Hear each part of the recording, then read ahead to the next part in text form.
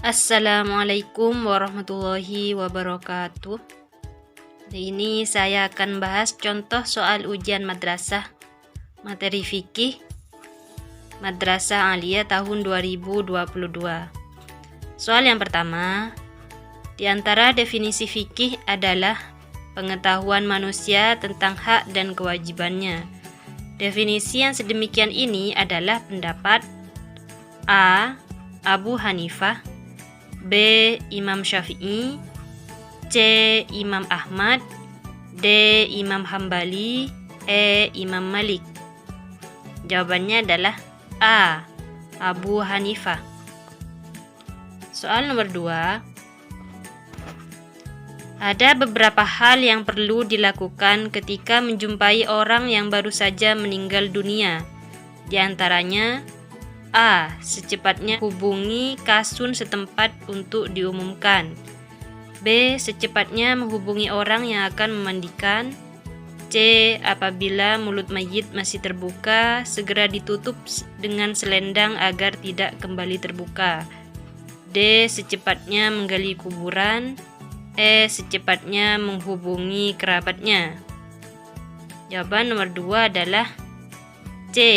Apabila mulut mayit masih terbuka, segera ditutup dengan selendang agar tidak kembali terbuka. Soal nomor 3. Semua syarat wajib dan syarat sahnya sholat fardu menjadi syarat dalam sholat jenazah, kecuali A. Wudhu, B. Waktu sholat, C. Menutup aurat, D. Menghadap kiblat, E. Suci dari hadas. Jawabannya adalah B. Waktu sholat. Soal nomor 4. TTTT adalah memenuhi kebutuhan orang-orang miskin pada hari raya dan untuk menghibur mereka dengan sesuatu yang menjadi makanan pokok mereka. A. Hikmah zakat fitrah, B. Faidah zakat fitrah, C. Sunnah zakat fitrah, D. Tujuan zakat fitrah, E. Fardu ain zakat fitrah. Jawaban nomor 4 adalah D. Tujuan zakat fitrah.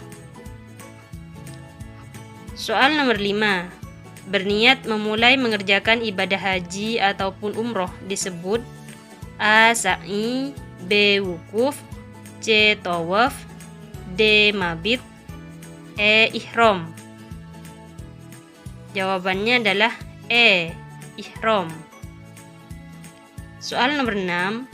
Waktu yang ditetapkan untuk menyembelih hewan kurban yaitu sejak A. Tanggal 8 Zulhijjah sampai 10 Zulhijjah, B. Tanggal 9 Zulhijjah sampai 10 Zulhijjah, C. Selesai sholat Idul Adha 10 Zulhijjah sampai terbenam matahari 13 Zulhijjah, D. Tanggal 11 Zulhijjah sampai 13 Zulhijjah, dan E. Tanggal 12 Zulhijjah sampai 14 Zulhijjah. Jawabannya adalah C. Selesai sholat Idul Adha 10 Zulhijjah sampai terbenam matahari 13 Zulhijjah. Soal nomor 7. Menurut TTTT, kepemilikan dapat dibedakan menjadi 3 kategori menentukan distributor. A. Sayyidina Ali karramallahu wajhah, B. Muwirah bin Syu'ban, C. Zaid bin Sabit, D. Dr. Husain Abdullah, E. Imam Syafi'i. Jawabannya adalah D. Menurut Dr. Husain Abdullah. Soal nomor 8. Jual beli berikut ini yang diharamkan menurut syariat Islam adalah A. Membeli barang untuk diperdagangkan sehingga beruntung, B. Membeli barang untuk ditimbun sehingga orang lain kebingungan, C. Jual beli yang menguntungkan bagi pihak penjual dan pembeli, D. Jual beli barang dengan harganya mahal, E. Jual beli dengan menggunakan sistem khiyar. Jawabannya adalah B. Membeli barang untuk ditimbun sehingga orang lain kebingungan. Ini sangat diharamkan dalam jual beli. Soal nomor 9 yang termasuk contoh praktik praktik ribayat di bawah ini adalah: A. 2 kg gandum yang bagus ditukar dengan 3 kg gandum yang sudah berkutu. B. Alfi pinjam uang kepada Lisa sebesar 100.000 dengan tempo 1 bulan. Jika pengembalian lebih 1 bulan, maka ditambah 1.000. C. Doni memberikan pinjaman uang kepada Ramlan sebesar 600.000. Kemudian Ramlan wajib mengembalikan kepadanya sebesar 700.000 saat jatuh tempo. D. Vina memberikan pinjaman uang kepada Zia sebesar 500.000 dan wajib mengembalikan uang tersebut sebesar 700.000 saat jatuh tempo, dan kelebihan uang ini tidak jelas untuk apa. Yang E. Tio dan Yoi sedang melakukan transaksi jual beli motor. Dia menawarkan motornya kepada Yoi dengan harga 13 juta jika dibeli secara tunai, namun jika dibeli kredit menjadi seharga 15 juta hingga sampai akhir-akhir transaksi tidak adanya keputusan mengenai harga yang pasti. Jawaban nomor 9 adalah E. Tio dan Yoi sedang melakukan transaksi jual beli motor. Tio menawarkan motornya kepada Yoi dengan harga 13 juta jika dibeli secara tunai, namun jika dibeli kredit menjadi seharga 15 juta. Soal nomor 10. Barang yang diwakafkan maka lepas dari kepemilikan individu, karena itu kepemilikan suatu barang yang menjadi barang wakaf harus memenuhi ketentuan, sehingga tidak menimbulkan potensi menimbulkan masalah. Berikut ini yang bukan merupakan ketentuan wakaf adalah: A. Atas kehendak sendiri dari wakif bukan karena paksaan. B. Wakif boleh menarik kembali barang wakafnya. C. Barang yang diwakafkan bersifat tetap tidak berubah. D. Pihak penerima wakaf jelas adanya.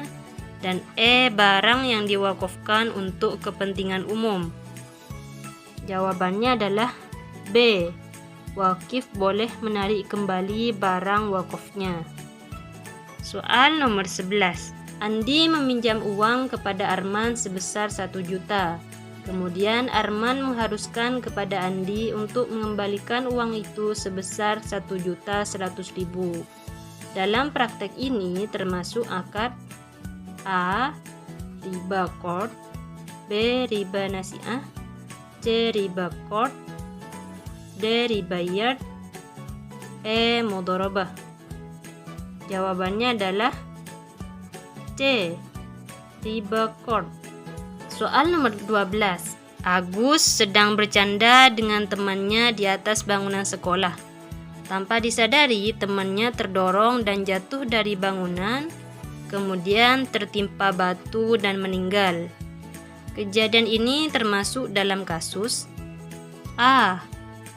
Qatlil amdi, B. Qatli syubbahil amdi, C. Qatlil khoto'i, D. Qatli syubbahil khoto'i, E.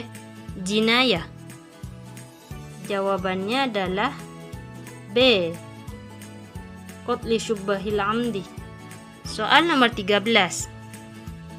Berdasarkan pada soal nomor 12, hukuman yang ditimpakan kepada Agus adalah A. Qiyas, B. Diyat muwalladah dengan tunai, C. Diyat muwalladah dengan diangsur selama 3 tahun, D. Diyat mukhaffafah dengan tunai, dan E. Diyat mukhaffafah dengan diangsur selama 3 tahun.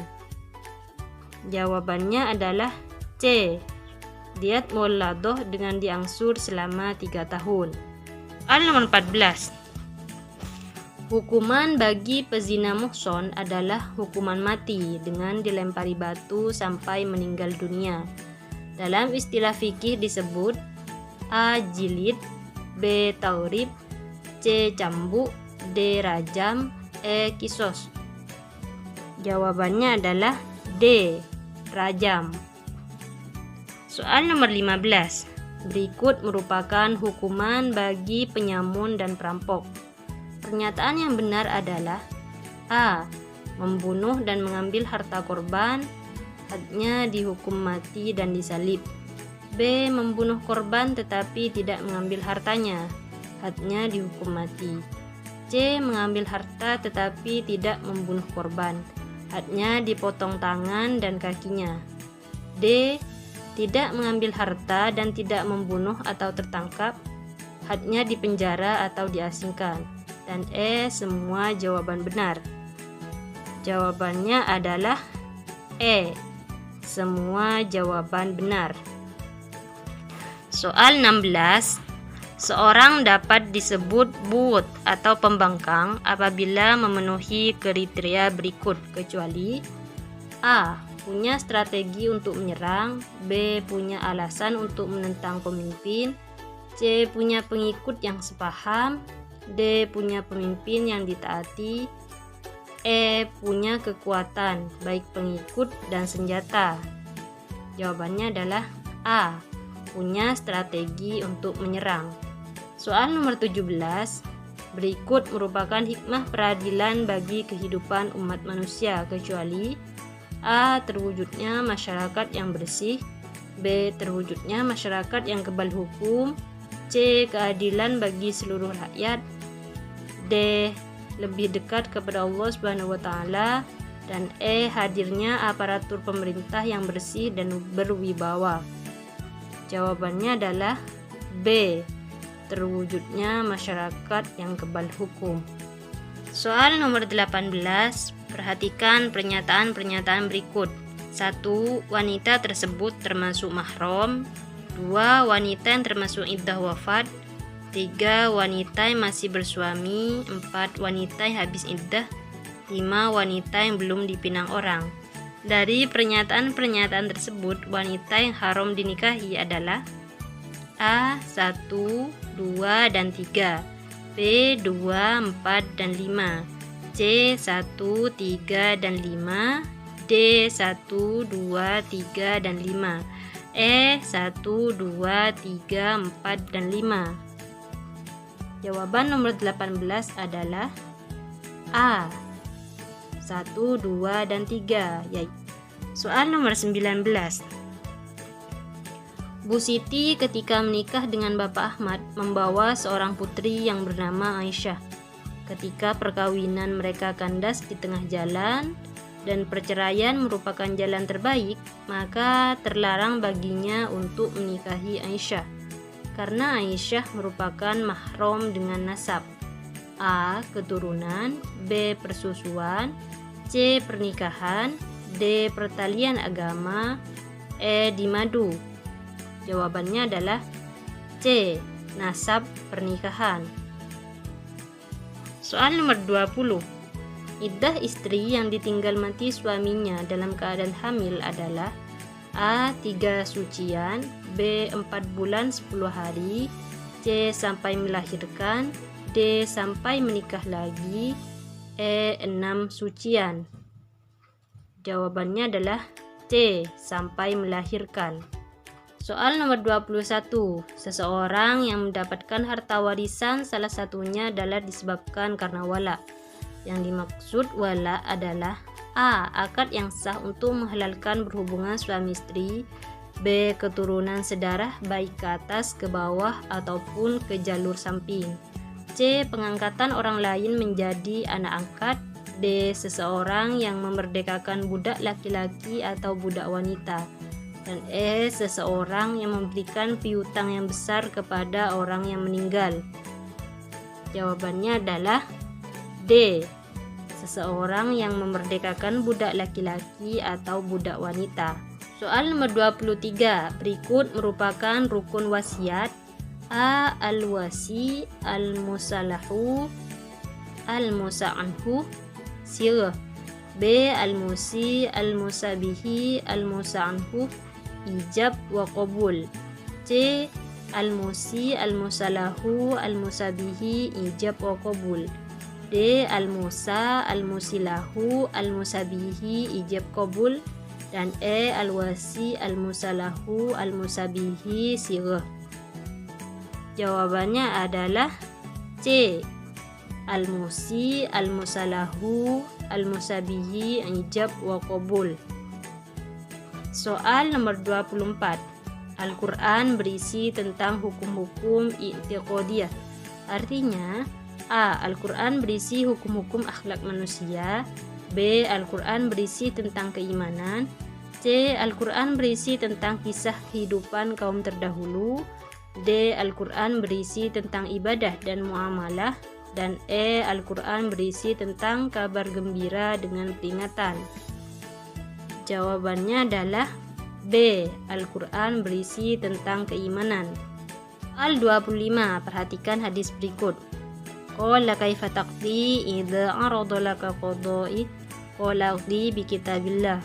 Qala fa illam tajid fi kitabillah. Qala fa fi sunnati Rasulillah sallallahu alaihi wasallam. Maksud dialog dalam hadis di atas adalah A. Hadis menguatkan hukum yang telah terdapat dalam Al-Quran. B. Hadis memerinci atau menafsirkan terhadap ayat Al-Quran yang global. C. Hadis membenarkan hukum yang terdapat dalam Al-Quran. D. Hadis mengkhususkan ayat Al-Quran yang masih umum. E. Hadis menempati urutan kedua sebagai sumber hukum Islam setelah Al-Quran. Jawabannya adalah E. Hadis menempati urutan kedua sebagai sumber hukum Islam setelah Al-Quran. Terima kasih sudah menonton, semoga bermanfaat. Jangan lupa klik tombol like dan subscribe ya. Assalamualaikum warahmatullahi wabarakatuh.